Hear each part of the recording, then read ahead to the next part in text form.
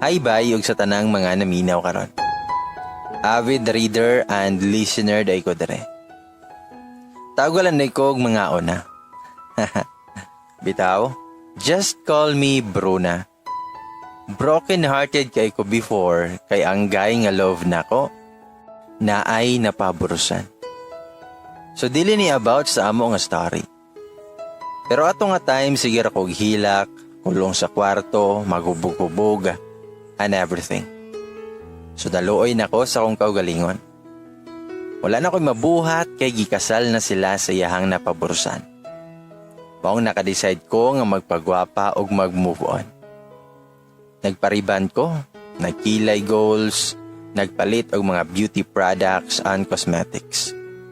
Gidayet then sige ko jogging. Ako mga friends ay ingon nga mangita na lang daw ko nukog foreigner. Murag nice nga idea man pod, mao nagpa-register ko sa usa ka online dating site. Mao na dayon to. Chat na kog mga foreigner. Ug tuod nalingaw jud ko pero usahay kapoy sad. Nosebleed ko ginistorya nila mga besh. My English is 1 cup only. Bitaw, hangtod one day na ay gaya nga mi-chat na ko. Pinoy ra siya mga ate ug kuya. And guess what? He's from Cebu. So mao na to, kat-chat na may. Malingaw kay kuniya ba? Bugal-bugalon manggutawa na. Guwapo sad siya best pero wa ko naibog niya kay feel na ko. Playboy tawana. Magsige mig video call pero friends ra jud mi. Usay magkuyog sila siyang friends mag-inom. Pero ga video call yapon mi. Gipaila-ila ko niya siyang friends mao medyo nasud-sud na sad nako sila. Until one day, nang-invite siya nga manlaag daw kuyog iyang friends. Bored man kayo ko. Wala sad ko'y mabuhat, mao misugot na lang ko kay dugay na sad mi nga sige ra og video call. Panahon na siguro nga magkita mi. Ingon sila nga kuhaan ko niya sa balay. Katuod raman siya. Sa mao na to, gailis na ko. Wala ra ko ga-effort. Nagpasalon ko, dayon nag-rent ko og gown. Nagpa-makeup sad ko. Bitaw joke ra. Nag-shorts ra ko, t-shirts og nag-sneakers. Moto nga nabot na siya. Naulo ko gamay, mas gwapo mo dahi siya sa personal. Nagbeso-beso mi dayon hug. Friendly ra, walay mali siya. Porma kay siya, unya gisunlog ko niya nga ahado ko mag-jogging tungod sa akong outfit. Lami hilak bash. Kabalikon kog balay para mag-ilis pero gipanindigan ako akong outfit nga pang jogging ko no. Ang atumig manggo. Nadato yung friends nga na-meet na ako sa video call. Lingaw kay mi. Murag dugay na kay mi nga sige og sabay og inom ba. Until nagsige siya og istorya na ako. Tutok na kayo ko niya. Guwapo na kay siya sa akong pananaw. Murag slow motion na ang palibot. Feel na ako kamiranduha ang nadidto atong panahona, then mitutok sad siya sa ako. Dugay ka mong eye-to-eye contact, ug feel na ko nga gapaduol na iyang nawong sa kuha. Then feel na ko nga murag mo kiss na siya nako. So mga ready na ko. Padung na nako ipiyong ako mata, unya mikalit ra siya og ingon nga, kadlaw na, mag-jogging na ta. Dayon ka nang ismail bitaw kaayo siya nga nang aasar. Olaw kay ko nga time nga nakaingon ko nga di na jud ko makikita niya. Umasa ako doon, besh. Kung pwede palang magpalamon sa iyo ta atong panahon na, gibuhat na nako.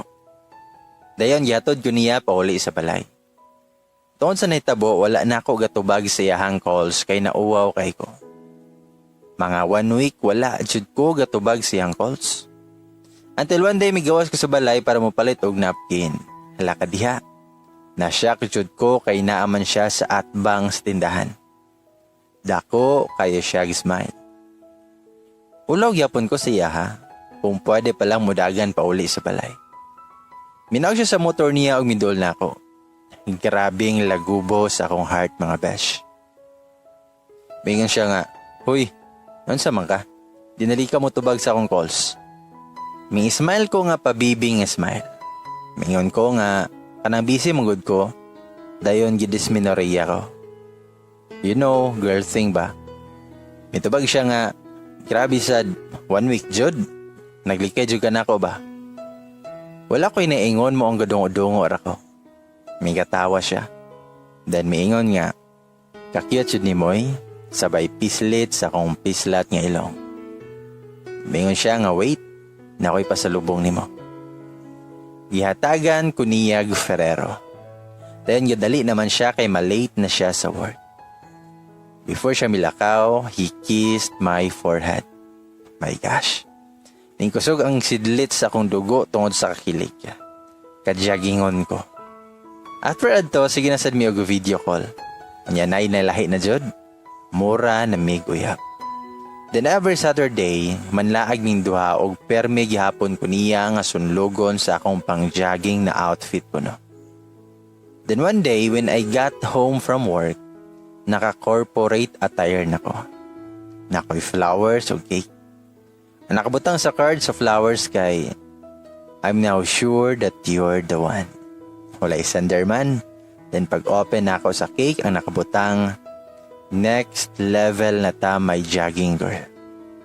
Ala, nakulbaan ko sa next level. Ug usara ako monahunaan nga magtawag na ako og jogging girl.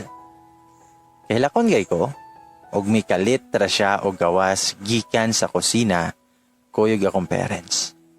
Nagdala og Ferrero nga katong bouquet. Favorite manggod kay nako ang Ferrero. Tapos napansin ako na i-print siyang t-shirt kaya nakabutang, will you be my wife?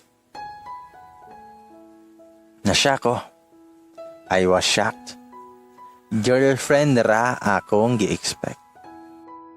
Hantod nga nag-sink in na jud ang tanan katong miluhod na siya o gisuot ang sing-sing sa akong kamot. Naguna pa og gihilak akong inahan sa kuha. Hala, mag-no pa ba ko, ana? Mao naghilak na sad ko while nag-yes sa iya. Og nadayon na jud among first kiss. Wala mi nagkauyab, but then we are getting married na. By the way, 26 na ko og siya 28. Amazing kay ba? Uyab ra kong gipangayo kan Lord pero bana iyang yatag. Love jud ta ni Lord. Kung sa mga single nga ra nga nawad-an nagpag-asa, pag-jogging outfit na mo.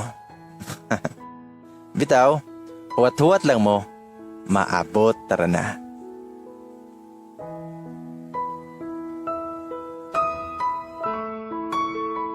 Ladies and boys, usa ka kilig kaayo nga story.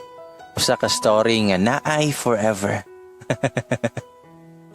Di ba ga, jogging outfit lang nakita na dayon siyang love of her life.